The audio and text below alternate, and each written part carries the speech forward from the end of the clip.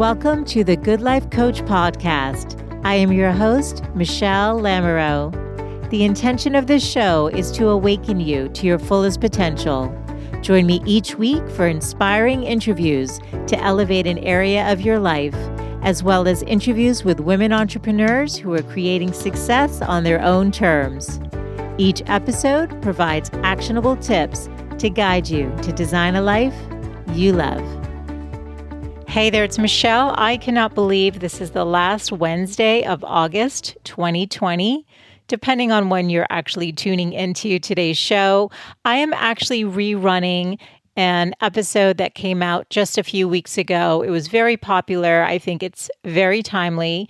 It's with James Nestor, who's the New York Times bestselling author of the book, Breath, The New Science of a Lost Art. I found the book so fascinating, as well as the interview with James. And we will be launching and reconnecting on Wednesday, September 2nd, with a whole new season and all new interviews with some fascinating guests. So I look forward to bringing those shows to you. And I hope you enjoyed listening to this episode if you have not heard it before. So here we go.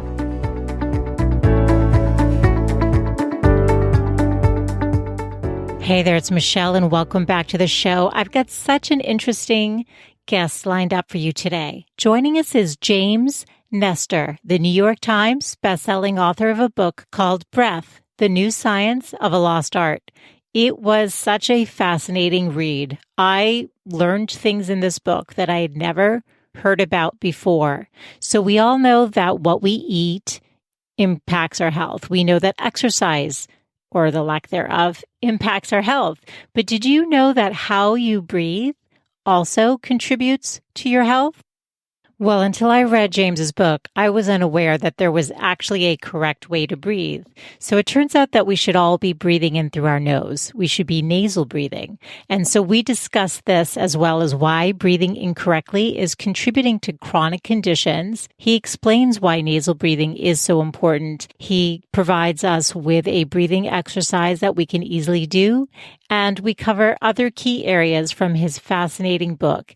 Now, before we jump into the show, as a reminder, James is a journalist, and this show is for entertainment purposes only. It is not medical advice, and anything dealing with your health and well-being should always be discussed with your trusted healthcare provider. So take a breath, relax, and let's get into the show.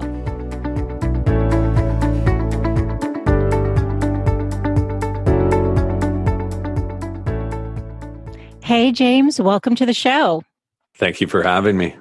So I'm looking forward to discussing your fascinating book, Breath, The New Science of a Lost Art.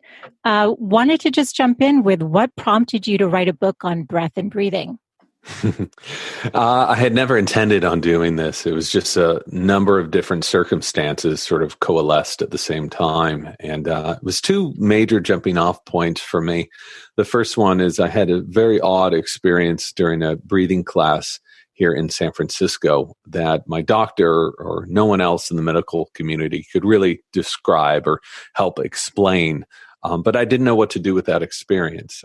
So it wasn't until several years later after that I met some free divers, these people who were able to hold their breath for 7, 8, or 9 minutes at a time and dive down to depths below 300 or 400 feet just with their natural bodies, that I really saw the potential of breathing. And they explained to me that breathing also had, all of these other applications beyond just deep diving. It could help cure yourself of diseases or help heat your body up, all of these crazy claims. But it was interesting enough that I went out into the field and explored it. Well, you really went out in the field. In the story, it was beautifully written. So what I appreciated was that I felt like as the author, as the writer, you created a level of trust with me, and I'm sure I can't speak for everyone, but the people reading it, because it had a storytelling element to it, which I appreciated, but you also immersed yourself and allowed yourself to be a test subject, which I commend you for, but also I was worried for you reading along. So I'm wondering, one of the first investigative things you did was to plug up your nose for 10 days. Can you paint a picture of this experiment and what you learned from going through this? Sure. The things you never thought you'd be doing in your life. This came about, again, this was not something that was planned. It wasn't a prank. It wasn't some stunt that we wanted to put into the book. But as the research started developing, we found some gray zones between the scientific research and some other claims that people were making. So we know that mouth breathing is very injurious to your health. We know it's implicated in snoring and sleep apnea and hypertension and even metabolic problems. I mean, it goes on and on and on. But no one knew how quickly that damage came on.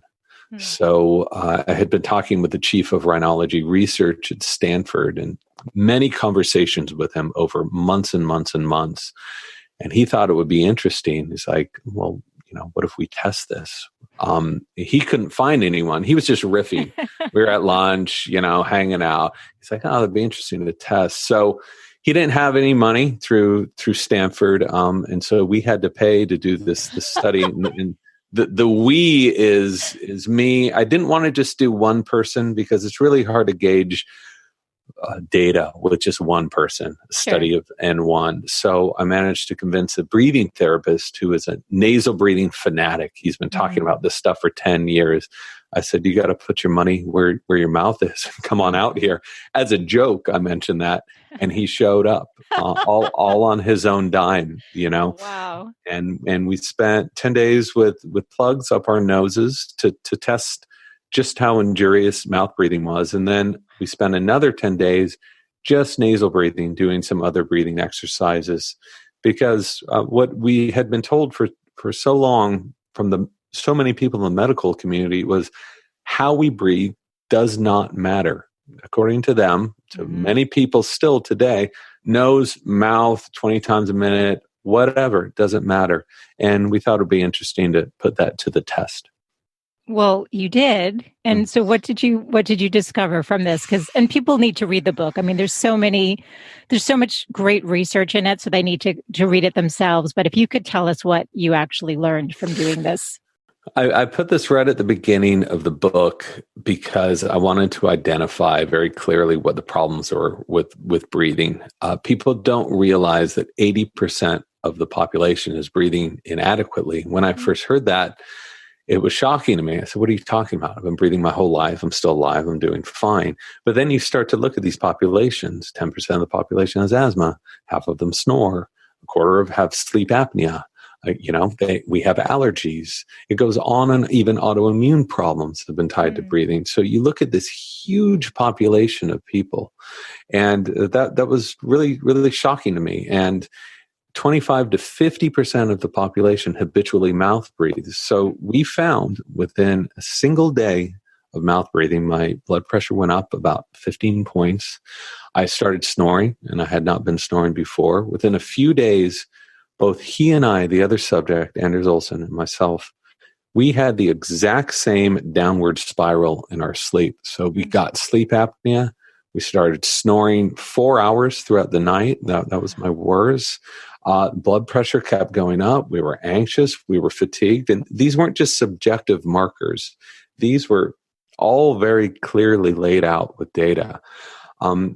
And it's just, you don't realize so many people are mouth breathing. They don't know the damage that they're doing to their bodies. And we certainly saw it firsthand in the worst possible way, how quickly that damage comes on. Wow. Okay. So, you've just discussed everything from chronic insomnia, snoring, sleep apnea. You mentioned in the book having asthma, but even having crooked teeth is somehow associated, the way our face is developed, and more, all could be caused because of breathing incorrectly. Why? Why is nose breathing so important? Well, if you look at the crooked teeth thing, so our skull, and I get into this in the book, and I won't get into it too much now. It's very weird stuff. And again, I put this to identify the problem in the book so I could spend the other 80% talking about how to fix this and what to do right. So with crooked teeth, our skulls, our faces have been growing more flat. Our mouths have been shrinking. That's why we have crooked teeth. And if you have a mouth that's too small for your teeth, you're going to have a smaller airway. And that's one of the main reasons why we're choking on ourselves with sleep apnea and we're snoring. And it's also implicated in allergies and some forms of asthma as well. And this is this story that has been around for so long that no one's been looking at, is how the human face has changed, where anatomically we become a species that has chronic breathing problems. So just identifying that and understanding that helps us then be able to place that in a context in which we can help improve it. We know what the problem is. Okay, great. What can we do about it? And just by nasal breathing, just by switching that pathway, which is what we showed in the Stanford study, our snoring went to, I was snoring 4 hours at its worst. So the very first night I was snoring for about 20 minutes, 25 minutes. The next night, I think I snored 8 minutes. Within 3 nights, I wasn't snoring at all. I had 0 sleep apnea. The other subject had the exact same improvements. My blood pressure went down about 15 points. Okay. We felt nurtured. Our O2 went up. Our CO2 went up. I mean, across the board, our bodies were in many ways transformed by just changing the pathway through which we breathe. And the reason is because the nose, there's this wonderful new article that a journalist just wrote about all the wonders of the nose, and she really compressed it in a wonderful way. But the short version is our nose filters air, it heats air, it humidifies air, and it pressurizes air so that when that air gets to our lungs can absorb it so much more easily. A breath through the nose, you're going to absorb 20% more oxygen than a breath through the mouth. Think about how much energy and how much wear and tear you're saving on your body by just 20% is a huge number. We can do so much more nasal breathing with less air and less effort. And that's really the key. Wow. It's so interesting. And I'm thinking now people are going to be wondering, am I a nose breather? Do I breathe through my mouth? How does somebody discern? Because actually, having read your book, I was paying attention. I was pretty convinced that I breathe through my nose during the day, but I have no idea what I do at night. So how does somebody really know? Yeah, and I had no idea about this either. When I first set out to write this book, I wrote this proposal, thought I had all the fields figured out, all the researchers. I didn't at all. And I realized my breathing was so poor for so long. I thought it was just normal to go to bed at night with 22 ounces of water and wake up throughout the night and just have a dry mouth, wake up, drink some water, continue that dry mouth. But it's not at all. If you look at any other animal in the wild, how do they sleep? They're not sleeping with their mouths open. And humans should not be sleeping with their mouths open at all. But, beyond the damage that's going to occur in your airway, because when you breathe through your mouth, the soft tissues in the back of the throat will tend to lurch forward and help occlude your airway. Your tongue goes back when you open your mouth. Just instinctually, it goes back. If you have your mouth closed, that tongue is going to go to the roof of your mouth, which is exactly where you want it. That helps open the airway. So the way that I fix this, and they're studying this at Stanford now, and Dr. Mark Burhenny's been studying this for decades, is, now this sounds crazy, I realize, but it's really not. If you do it properly, and now there's a bunch of different products coming online to try to sell you on this stuff, but I found you don't really need them. You tape your lips shut at night. And by that, I'm not saying, this is a hostage situation, strip of tape across your mouth. I'm saying you get a piece of hypoallergenic micropore tape that is this very light adhesive, and you take a teeny piece about the size of a postage stamp. You place that right on the lips, the center of your mouth. You can still talk while doing this. You can cough, you can breathe, whatever. All you're doing is training that mouth shut at night.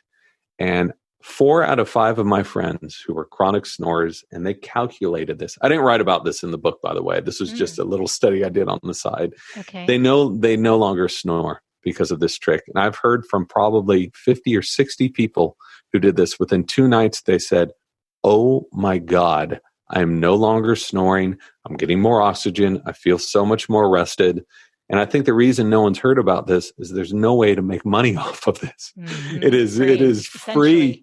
Yeah. It is free. If it doesn't work for you, that was probably 1/4 cent, of tape that you put on your mouth. So. Wow. Okay. This is so interesting. That was a lot, I realize. Also. No, this is fantastic. I think, and I find it so interesting. So there will be a disclaimer. James is not a doctor, but he's researched this. I'm so happy you threw out that caveat of I am not a breathing therapist. Yeah. I am a journalist who went into this field and spent years talking to the experts who have been doing these studies for decades, which is why I did that experiment at Stanford. This was all monitored by professionals, and we have sheets of data proving this. So, and I know that you wrote in the book that the Mayo Group also did a report that found that chronic insomnia is often correlated to breathing problems. Yeah. They and for some reason nobody had looked at this before they started doing this research, but they looked at the population of insomniacs and found that 50% of them had sleep apnea that was undiagnosed. And even scarier, they found that the vast majority of these people had been prescribed different medications, sometimes antidepressants, sometimes tranquilizers, because they had insomnia, thinking it was a psychological problem. Guess what happens when you take a tranquilizer? All those tissues become more loose. Your breathing gets worse.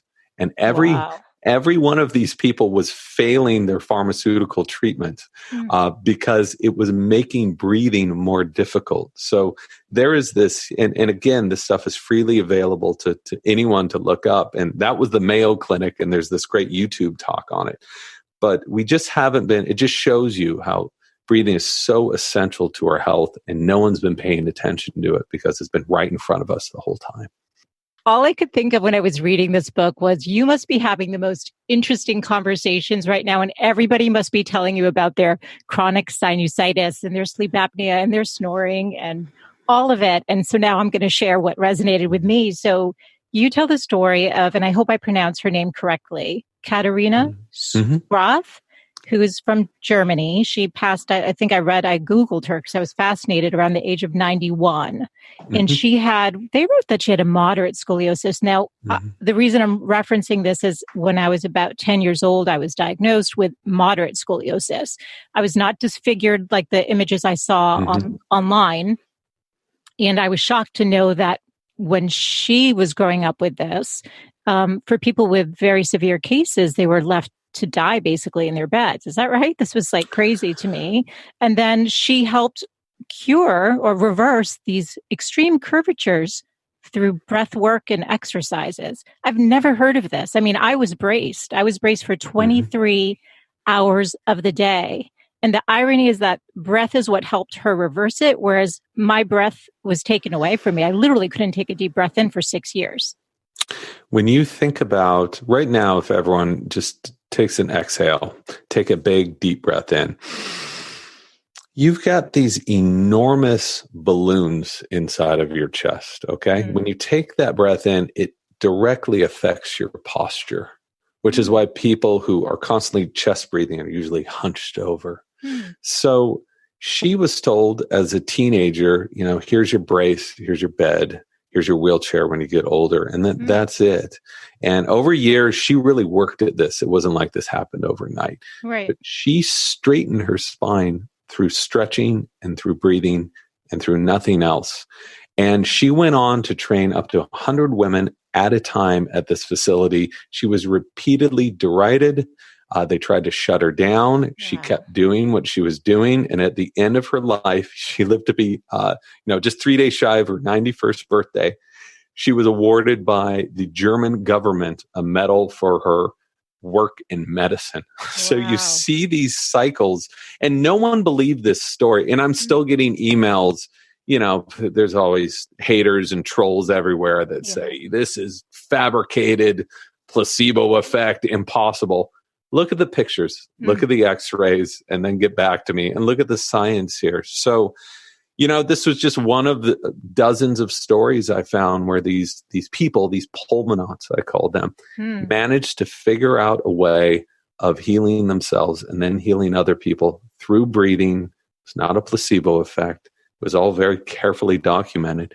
And then when these people died, their treatments just went away. And these cycles just keep happening now. I know they're happening today, but I was not looking for these stories or these arcs, but they kept happening over and over and over again. And I hope at this time now, we're having this resurgence in recognizing and appreciating what our breathing can do for us. Yeah, and you might find this interesting, but when my brace came off, I developed allergies to food. So I could eat an apple and pear and peaches, and brace came off, and within a month, I had what's called an oral histamine reaction to these foods. I could no longer eat them. I think it's correlated. This is what I kind of took away from not being able to breathe. And so you had us breathe in for a second, like deeply, like now brace yourself, like literally imagine being contained in there, and like you could just take the most shallow breath and had to sleep like that. So I'm going to be doing more research on this myself just because I'm fascinated. And just like with her, once you're given the brace and it's off, they don't say follow up or do anything. No. I mean, you just kind of live with it, I guess, and so it's fascinating. I've heard so many. I mean, I'm getting dozens and dozens of emails every day. I wish I could respond to all of them. I'm not able to right now, but of saying the exact same thing, not directly related to scoliosis, but with people who have had headgear or braces or other orthodontics, which has made that small mouth smaller and suddenly start snoring after years of wearing this, or have allergies. And even, on the good side of this, people who have found ways of fixing their breathing, of fixing their oral posture, who nasal breathe, and so many of their allergies go away. So much of their anxiety goes away. So much of their asthma goes away. And to me, that it's not too much of a leap of logic to think about this. Anxiety, panic attacks, and asthma, they're preceded by, and then you have this constriction, and then you can't breathe anymore. But what happens if you train your breathing so you don't get to that level? And there's been so many studies that have shown how beneficial it is. So it's all out there. It just seems like people with these chronic conditions are not even being told anything about their breathing and how that's implicated in their issue, and how to use better, healthier breathing to help abate some of the symptoms of their problems. For sure. And well, I guess I'm curious. I'm going to just jump just a little bit because we were talking about the crooked teeth and the dentist, and you met with Dr. Evans, who showed you the photo of a 7-year-old girl we call Gigi in the book, who had sinusitis, asthma, crooked teeth, dark circles. And within 2 years, all of these problems were corrected through whatever was administered. So what was done? What did she do to help reverse this stuff? So this is fascinating. Dr. Evans and Dr. Kevin Boyd have been working at the University of Pennsylvania looking at ancient skulls, because before we had crooked teeth, we had perfect teeth. And we had those teeth. If you look at an ancient skull that's 500 years old, on back, 5,000, 50,000, there is a very good chance, like a 99% chance, it's going to have straight teeth. It's amazing. That alone blew my mind in the book. I was like, what? You just imagine them having teeth that were just horrible because of our teeth. Yeah. And someone called this a hypothesis. And it's like, anyone online, you can just go and look at ancient skulls and check out their teeth, and you can see for yourself. So the reason why they had straight teeth is because they had a mouth wide enough, large enough to accommodate all their teeth. They did not have their wisdom teeth pulled. Okay. That just was not happening back when we were cave people. So along with that, they had these huge nasal apertures. These are the two holes that connect the nasal passages to the throat. So from what we've seen of the skeletal record, these people were able to have this much, much clearer and open airways that would allow them to breathe better. So if you look at kids now, and some of this is environmental because of allergies. They learn to mouth breathe and their faces actually grow. differently than they would otherwise. It's so common that it's called adenoid face, when you have this very long face and your jaw hangs out. When you're a kid and your bones and muscles are modeling, then anything, that posture you're holding, they're going to be modeling to that posture. So she found that this poor girl, had this very underdeveloped mouth, very crooked teeth, and had so many problems, breathing problems. She very likely had sleep apnea, snoring. She had allergies. She had asthma. I mean, go down the list. What she did is she reversed her mouth to the way it was supposed to have been. If she had been born 500 years ago, her mouth would have been much larger. So she uses this procedure. She's a dentist and an orthodontist, and uses this procedure to widen her mouth. I know that sounds gnarly, but it's really not. She does this pretty quickly over a series of months. And I saw case study after case study after case study of people, their snoring went away, sleep apnea went away, asthma went away, allergies went away, over and over. And to me, it makes perfect sense. These people could breathe freely now. They could breathe through their noses, and that's the benefit right there. My goodness, it's just unbelievable. It's just so interesting to me. But I'm curious, was it a palate expander? Because I feel like I'm hearing this is becoming more popular in regular dentistry, where kids now at around 7 or 8 are having their palates expanded and then given braces later. Does this sound? Does this? That's exactly right. And what's so interesting to me is the very first orthodontics. This is what they did. They expanded the mouth to make a larger playing field for teeth to grow in straight. And along with its expanding the mouth, what are you doing? You're opening up the airway more. They've shown up to a 30% increase in airway by using these expansion devices. So for decades and decades, these have not been used. There's many reasons why they may not have been used. I don't want to wade into those waters. It gets a little complicated and controversial. Some dentists have suggested it's because yanking teeth and putting on braces is production line. It's much easier. It's much quicker. It's cheap. And that's why it's happened. I don't want to, put in my opinion to that, but that is the reality. I had all this. I had teeth yanked, headgear, all of that. Yeah. So what's happening now, and there's been this huge movement to change orthodontics for a long time. And I see, because I've been talking to these people in this field, this wave is just coming in and crashing. And one orthodontist who's been doing this for 30 years, Dr. Michael Gelb, very well known, is on the board of every imaginable association. He said, we're going to look back in 10 years at what we've done and be horrified. Wow. So at least we have a way out. And, that's the positive message. I try to focus most of this book on this positive message. Is once you know the problems of having a small mouth, you can fix it. And when you fix it, you can really transform so many elements of your health. Wow. Okay. This is so good. Okay. You write, as random as it might seem, the mundane act, that few seconds of soft chewing, was the catalyst for writing this book. Can you expand on that? So is this part of the development again? Yeah. So how do I explain this? I'll do it quickly. So in nonfiction writing, you submit a proposal that's about 50 pages, and then you sell that proposal. Your publisher gives you a little modicum of money, just enough so that you're poor and hungry and really want to finish the book, and then they give you more. They constantly dangle this carrot. So I had no idea that this stuff existed when I wrote that proposal. And I had to throw out about 6 months of work because this was so much more of a fascinating story to me. To learn that, our poor breathing habits aren't psychological. They're not just tied to pollen or pollutants. There is an anatomical change in our faces that has happened because of evolution. And another thing I learned is everyone's like, evolution, that means progress, survival of the fittest. That's how it works.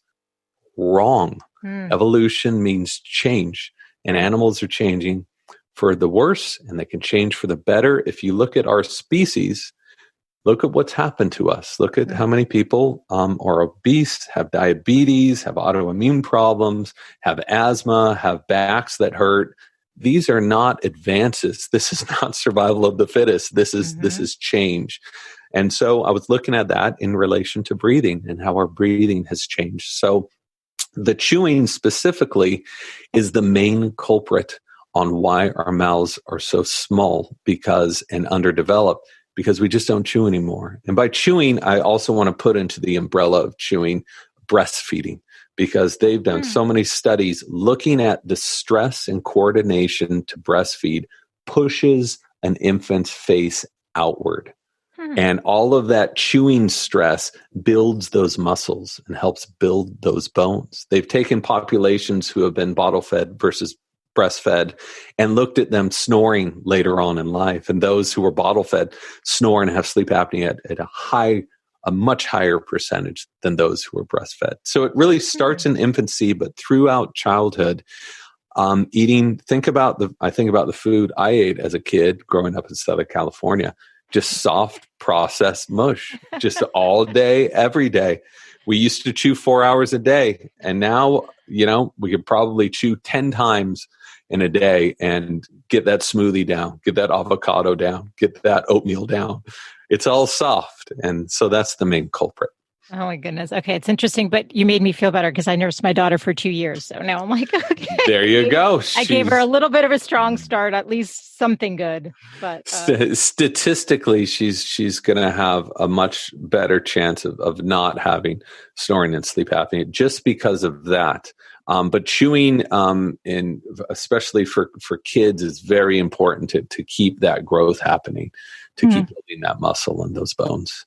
Thank you for sharing that. I feel like smoothies have become just so popularized now. There's nothing wrong with it, but it's just interesting because that's one meal maybe that people aren't eating anymore. They're drinking their meals. Well, there's Go-Gurt. You think about it. It's all soft stuff. If you really sit down and think about what you're eating and when the researchers told me this, she's like, "What did you eat today?" I said, "Oh my God, yogurt, avocados, like it's all mush pasta."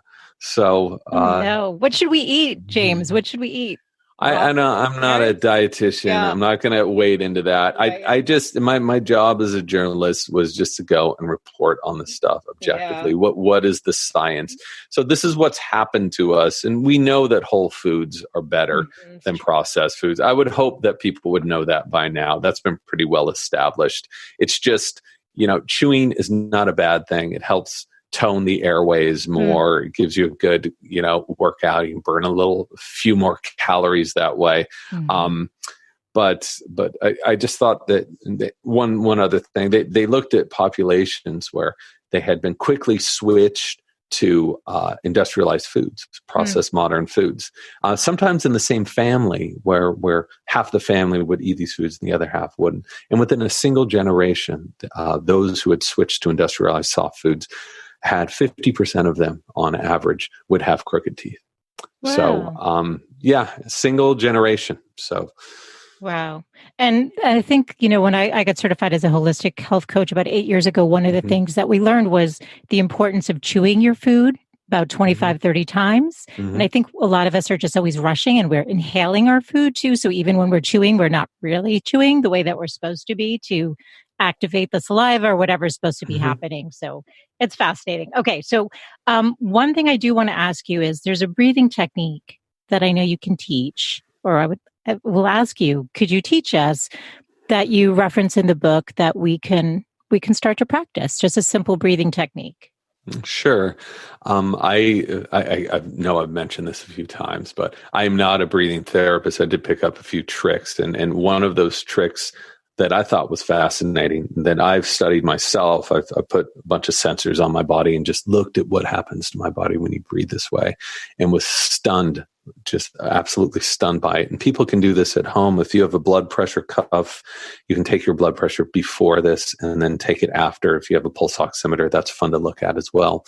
But it was something that researchers had studied about 20 years ago, where you can breathe in to about a count of 6. So that would be inhale, 2, 3, 4, 5, exhale, 2, 3, 4, 5, inhale, and just keep breathing that way.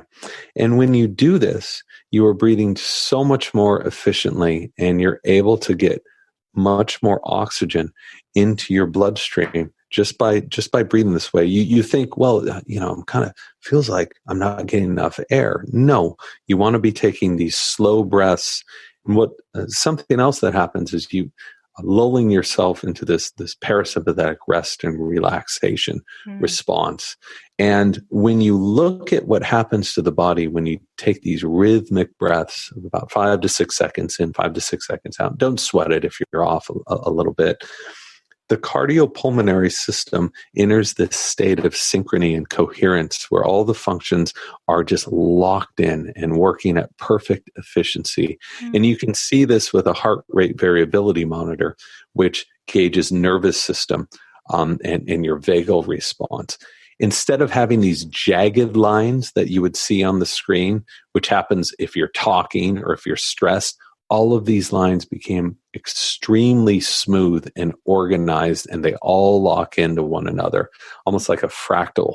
And anyone can view this and see this. And this breathing practice, it's so simple, but it's being used by psychiatrists in New York. Patricia Garberg, Richard Brown, Dr. Richard Brown at Columbia wrote a book focused largely on this breathing practice, but it's good for anxiety, asthma, whatever you've gotten. Because if you're allowing your body to take in those 25,000 breaths a day that the average person takes, allowing to do that at an extremely efficient way, then the body has energy to do other things. And it's no coincidence when you breathe this way, your heart rate's going to go down and your blood pressure, I've seen, because I have pretty high blood pressure, will just can drop 10 to 15 points within a few minutes. So you imagine that's after a few minutes. What if you keep breathing this way for a few days, few weeks, few years? What's going to happen?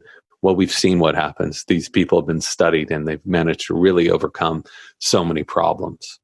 Wow. And did you find that there was a correlation to religion and yogic traditions, the Rosary? Was there something about this with the rhythmic breathing that maybe for generations people were doing this without being aware of it? Yeah, this was fascinating. I referenced those researchers in Italy 20 years ago who really were the first to really do some science behind this.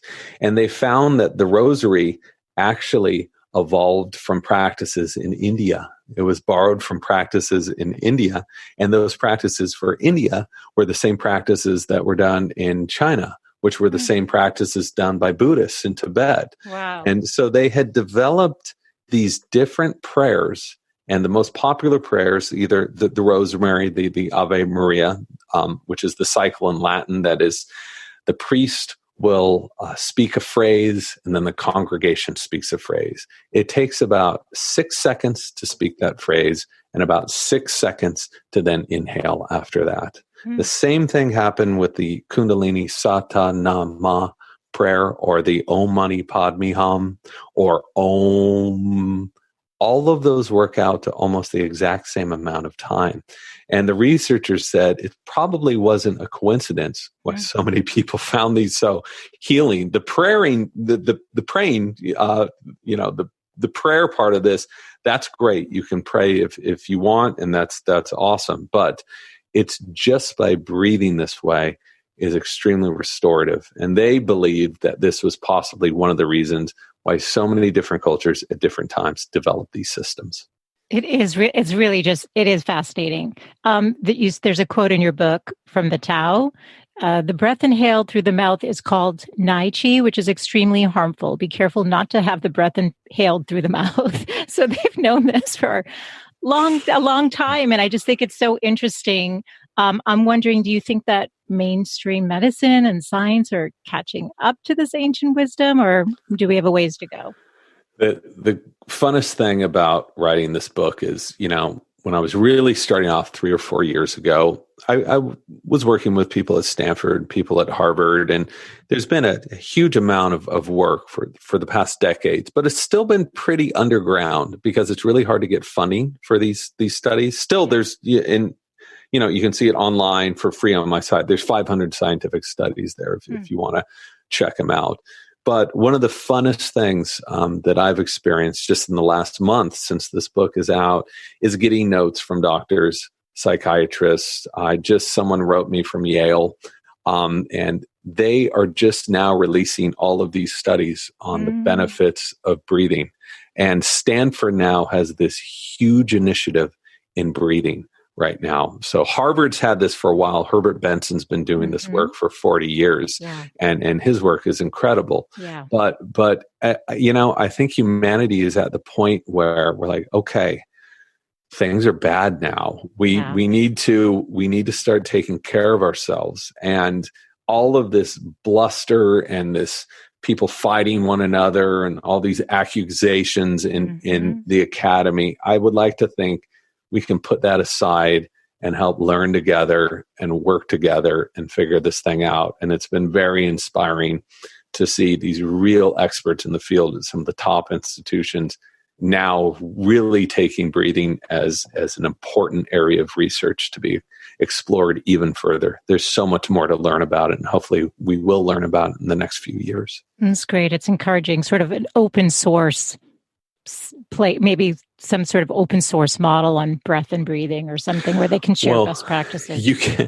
You can't patent how we breathe, and that's what's wonderful. You can read these studies and they will show you how people were breathing this way. And breathing's free. It's available for everyone. As I've mentioned, the worst thing that's going to happen from some of these practices is you're going to feel better. Yeah, absolutely. Like you said, it's free. Well, let me ask you then, has the way that you're living and breathing changed? I'm wondering if there's any daily practices or weekly practices that you've incorporated that maybe we can consider doing as well. This is funny. Having written and researched a book about breathing for so many years and having it been out for the past 5 weeks or so. Yeah. I am not a very good breather these past few weeks. I mean, I've been on so many for hours a day. I'm talking, and when you're talking, notice what happens. You're breathing through your mouth, and that's one of the reasons why you're thirsty. I think that's one of the reasons you get more tired more easily. So I do not want to be the poster boy of like perfect breathing. I'm a journalist. I found these things. There are some hacks you can do. Like the book is filled with all that. Like listen to the researchers. You can even be skeptical, but listen to the researchers and see what they've actually done. Yeah. But having said that, you try to be divorced or removed a bit from the subject to be as objective as you can, but you can't help becoming emotionally engaged with some of these people who have been, for 50 years, they were taught there was nothing they could do with their problems, their asthma, their autoimmune diseases, and then see in 2 weeks them recovering and just be so moved by that. And it's a measured recovery, right? There is data behind it. So picking up a few of those things, and I live a very frenzied life, and incorporating some of what I've learned from them has been enormously helpful. I was lucky enough to test this stuff in labs so I could really see how helpful it was for my body. And, when you have measurements and machines, it really shows you that it will be doing the same thing for other people as well. Not just your attitude, but it really changes how your body works. And that's so important. Yeah.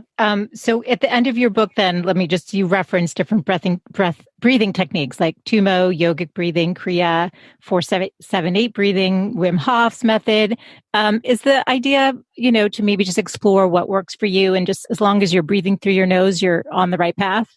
Is that oversimplifying? These are different tools in the toolkit that you can use at different times for different reasons. I had set up the book where the beginning is the problem. It's okay. We're mouth breathing. Our mouths are too small. We have all these other issues. And then, the meat of the book are these breathing practices. I won't even call them practices, habits that everyone anywhere can benefit from. Doesn't matter if you have a chronic disease. Doesn't matter if you're an ultra marathoner, the fittest person on the planet. You can benefit from breathing slower. You can benefit almost all the time from breathing less. You can benefit by taking a longer exhale. And so once you incorporate, and of course you have to breathe through their nose. That's mandatory. Mm-hmm.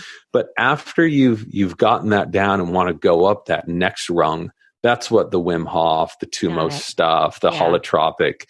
Once you've figured that out, and those techniques, I mean, talk about crazy science. These people curing themselves of autoimmune disease that, you know, according to doctors, it was medically impossible.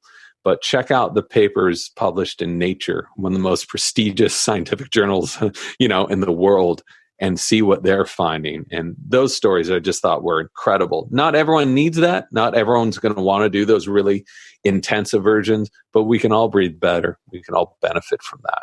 Yeah. This has been such a fascinating conversation. Everyone should buy this book. I mean, it's just so interesting, and just you're going to learn so much. But I'm curious, what's next for you, James? Is there a breath too, or where are you going? No. Are you done with breathing? I've exhausted myself of breathing. No, we're hopefully we're going to be possibly putting this into a doc or a mini series. Oh, cool. You know, production's very weird right now during a pandemic, but there are some rumblings from that world down there. But I have another book idea that I've been picking away at for a few years, but the idea of actually starting another book right now makes me a little queasy to my stomach. So I'm just going to be talking about breathing for a while and trying to breathe a little better than I've been breathing last few weeks. Oh my goodness. Well, I love this conversation. If people want to learn more about you and your book, where can I direct them, James? The website's a good spot, MrJamesNestor.com. Some other jerk took James Nestor, so I had to put the Mr. there. That wasn't cutesy. I'm trying to get better at social media, even though I'm still pretty bad at it. So Mr. James Nestor on Facebook, Instagram, Twitter, and all the rest. By the way, I have on my website, I have a bunch of videos of these amazing, the scoliosis people who were able to straighten their spine, and people who are able to overcome emphysema. So it's all there on video, and I'll be posting a lot more of that stuff as soon as I get 2 minutes to sort of figure that out.